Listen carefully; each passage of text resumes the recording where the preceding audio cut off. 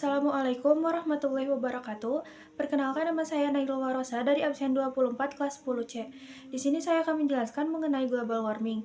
Pemanasan global atau global warming merupakan proses peningkatan suhu rata-rata atmosfer, lautan, dan daratan bumi yang terjadi secara bertahap dan berkelanjutan. Global warming ini disebabkan oleh peningkatan konsentrasi gas rumah kaca di atmosfer bumi. Di antaranya yang pertama, pembakaran bahan bakar fosil. Pembakaran bahan bakar fosil seperti batu bara, minyak bumi, dan gas alam menghasilkan energi.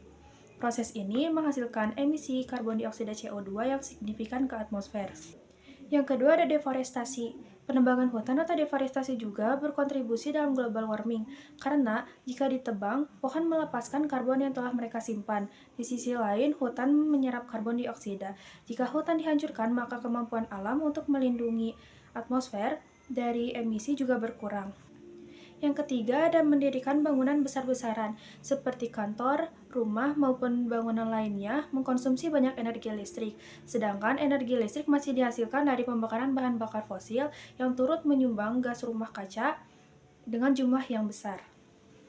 Berikut grafik suhu rata-rata bulanan Indonesia tahun 1991 sampai 2020 dan suhu rata-rata bulanan Indonesia hingga September 2023.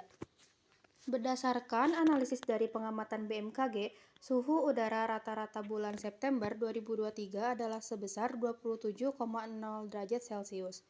Sedangkan periode 1991 sampai 2020 di Indonesia adalah sebesar 26,6 derajat Celcius. Berdasarkan nilai-nilai tersebut, suhu udara rata-rata pada bulan September 2023 mengalami perubahan peningkatan dengan nilai sebesar 0,4 derajat Celcius.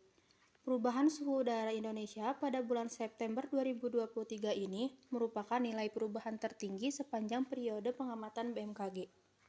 Dampak dari global warming ini terhadap lingkungan yaitu menyebabkan bencana alam seperti banjir, kekeringan, badai, dan lain-lain. Lalu ada perubahan iklim yang ekstrim seperti meningkatnya permukaan laut.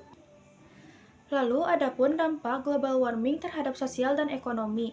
Kerugian ekonomi berdampak pada pertanian, pariwisata, dan sektor lainnya. Lalu ada kesehatan masyarakat, ancaman bagi kesehatan masyarakat.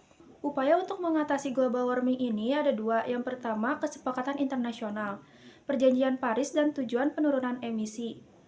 Isi dari perjanjian Paris tersebut adalah berupaya membatasi kenaikan suhu global sampai di angka minimum 1,5 derajat Celcius dan di bawah 2 derajat Celcius untuk tingkat praindustri. Yang kedua ada inisiatif pemerintah dan swasta, seperti membangun ruang terbuka hijau, membatasi kendaraan bermotor, dan peraturan perlindungan hutan. Tindakan individu yang dapat kita lakukan yaitu mengurangi jejak karbon, seperti menggunakan transportasi ramah lingkungan, yaitu dengan cara berjalan kaki atau bersepeda. Yang kedua ada edukasi dan kesadaran, lalu yang ketiga ada menjaga alam sekitar. Kesimpulan dari penjelasan yang telah saya sampaikan bahwa global warming atau pemanasan global merupakan permasalahan yang harus diwaspadai oleh kita semua, sebab global warming dapat memberikan dampak buruk yang akan berpengaruh pada bumi. Mengurangi dampak global warming bisa kita praktekkan dalam kehidupan sehari-hari seperti menjaga kelestarian pohon.